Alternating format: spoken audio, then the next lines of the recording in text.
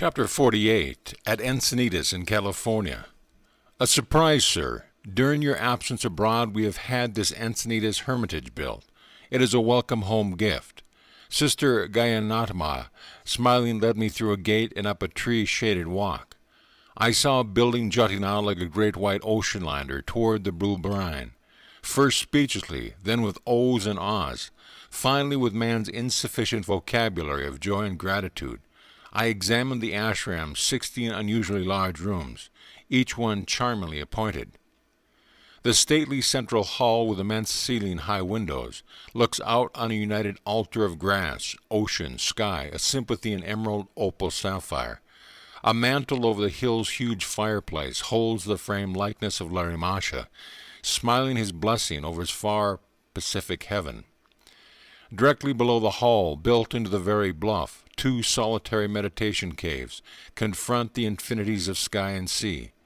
Verandas, sun-bathing nooks, acres of orchard, a eucalyptus grove, flagstone path leading through roses and lilies to quiet arbors, a long flight of stairs ending on an isolated beach and the vast waters, was dreams ever more concrete. May the good and heroic and bountiful souls of the saints come here, reads, a prayer for the dwelling, from the Zen Avesta fastened on one of the hermitage doors, and may they go hand in hand with us, giving the healing virtues of their blessed gifts, as widespread as the earth, as far-flung as the rivers, as far-reaching as the sun, for the furtherance of better men, for the increase of abundance and glory. May obedience conquer disobedience within this house. May peace triumph here over discord, free-hearted giving over avarice, truthful speech over deceit, reverence over contempt, that our minds be delighted and our souls uplifted. Let our bodies be glorified as well, and, O light divine, may we see thee, and may me, approaching, come round about thee, and attain unto thine entire companionship. This self-realization fellowship ashram had been made possible through the generosity of a few American disciples, American businessmen of endless responsibilities who yet find time daily for their Kriya Yoga. Not a word of the hermitage construction had been allowed to reach me during my stay in Indian Europe. Astonishment, delight. During my earlier years in America, I had combed the coast of California in quest of a small site for a seaside ashram. Whenever I found a suitable location, some obstacle had invariably arisen to thwart me. Gazing now over the broad anchors of Encinitas, I humbly saw the effortless fulfillment of Sri Yukteswar's long-ago prophecy, a hermitage by the ocean. A few months later, Easter 1937, I conducted in a smooth lawns at Encinitas the first of many sunrise services. Like the Magi of old, several hundred students gazed in devotional awe at the daily miracle, the early solar firelight in the eastern sky. To the west lay the inexhaustible Pacific, booming its solemn praise. In the distance, a tiny white sailing boat, and the lonely flight of a seagull. Christ, thou art risen, not along with the vernal sun, but in the eternal dawn of spirit. Many happy months sped by. In the peace of perfect beauty, I was able to complete at a hermitage a long projected work, Cosmic Chants. I set to English words and Western musical notation about 40 songs, some original, others by adaptation of ancient melodies, including were the Shankara chant, No Birth, No Death, 2 favorites of Sri Yukteswar's, Wake, Yet Wake, O My Spirit, and Desire, My Great Enemy, the hoary Sanskrit hymn to Brahma, old Bengali songs, What Lightning Flash, and I Have Heard Thy Name, Tagore's Who is in My Temple, and a number of my compositions, I Will Be Thine Always, In the Land Beyond My Dreams, Come Out of the Silent Sky, Listen to My Soul Call, In the Temple of Silence, and Thou Art My Life. For a preface to the sound book, I recounted my first outstanding experience with the receptivity of Westerners to the quaintly devotional airs of the East. The occasion had been a public lecture, the time April 18, 1926, the place Carnegie Hall in New York. Mr. Hunsicker I had confided to an American student. I am planning to ask the audience to sing an ancient Hindi chant, O God Beautiful. Sir, Mr. Hunsaker had protested, these Oriental songs are alien to American understanding. What a shame if the lecture were to be marred by a commentary on overripe tomatoes. I had laughingly disagreed. Music is a universal language. Americans will not fail to feel the sole aspiration in this lofty chant. During the lecture, Mr. Hunsaker had sat behind me on the platform, probably fearing for my safety. His doubts were groundless. Not only had there been an absence of unwelcome vegetables, but for 1 hour and 25 minutes the strains of O God Beautiful had sounded uninterruptedly from 3,000 throats. Blaze no longer, dear New Yorkers, your hearts had soared out into simple paean of rejoicing. Divine healings had taken place that evening among the devotees chanting with love the Lord's blessed name. The secluded life of a literary minstrel was not my role for long. Soon I was dividing every fortnight between Los Angeles and Encenadas. Sunday services, classes, lectures before clubs and colleges, interviews with students, ceaseless stream of correspondence, articles for East-West, direction of activities in India, numerous small centers in American cities. Much time was given also to the arrangement of Kriya and other self-realization fellowship teachings into a series of studies for the distant yoga seekers, whose zeal recognized no limitation of space. Joyous dedication of the Self-Realization Church of all religions took place in 1938 at Washington, D.C. Set amidst landscape grounds, the stately church stands in a section of the city aptly called Friendship Heights. The Washington leader is Swami Paramahansa, educated at the Ranchi School and Calcutta University. I had summoned him in 1928 to assume leadership of the Washington Self-Realization Fellowship Center. Paramahansa, I told him during a visit to his new temple, this eastern headquarters is a memorial in stone to your tireless devotion. Here in the nation's capital you have held aloft the light of Larry Mash's ideal. Paramahansa accompanied me from Washington for a brief visit to the Self-Realization Fellowship Center in Boston. What joy to see again the Kriya Yoga band who had remained steadfast since 1920. The Boston leader, Dr. M.W. Lewis, lodged my companion and myself in a modern, artistically decorated suite. Sir, Dr. Lewis said to me, smiling, during your early years in America you stayed in this city in a single room without bath. I wanted you to know that Boston possesses some luxurious apartments. The shadows of approaching carnage were lengthening over the world. Already the acute ear might hear the frightful drums of war. During interviews with thousands in California and through the worldwide correspondence, I found that men and women were deeply searching their hearts. The tragic outer insecurity had emphasized need for the eternal anchorage. We have indeed learned the value of meditation, the leader of the London Self-Realization Fellowship Center wrote me in 1941, and know that nothing can disturb our inner peace. In the last few weeks during the meetings, we have heard air raid warnings and listened to the explosion of delayed action bombs.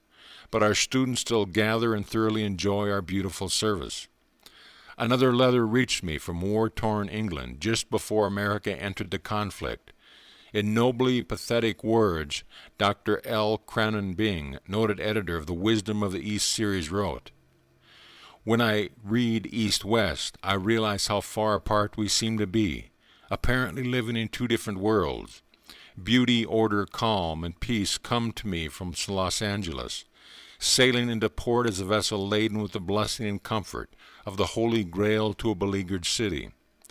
I see as in a dream your palm tree grove and the temple at Encenadas, with its ocean stretches and mountain views, and above all its fellowship of spirituality-minded men and women, a communion comprehended in unity, absorbed in creative work and replenished in contemplation. It is the world of my own vision, in making of which I hope to bear my little part. And now, perhaps in the body, I shall never reach your golden shores nor worship in your temple. But there is something in more to have had the vision, and know that in the midst of war there is still a peace that abides in your harbors and among your hills. Greetings to all the fellowship from a common soldier, written on the watchtower waiting for the dawn.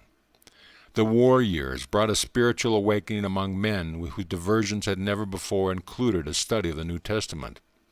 One sweet distilment from the bitter herbs of war. To satisfy a growing need, an inspiring little self-realization church of all religions was built and dedicated in 1942 at Hollywood. The site faces Olive Hill and the distant Los Angeles Planetarium. The church, finished in blue, white, and gold, is reflected amidst the water hyacinths in a large pool. The gardens are gay with flowers, a few startled stone deer, a stained glass pergola, and a quaint wishing well. Thrown in with the pennies and kaleidoscope wishes of man has been many a pure aspiration for the soul treasures of spirit.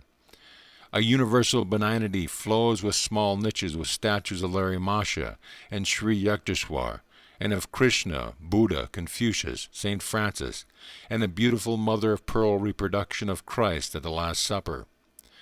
Another self-realization church of all religion was founded in 1943 at San Diego.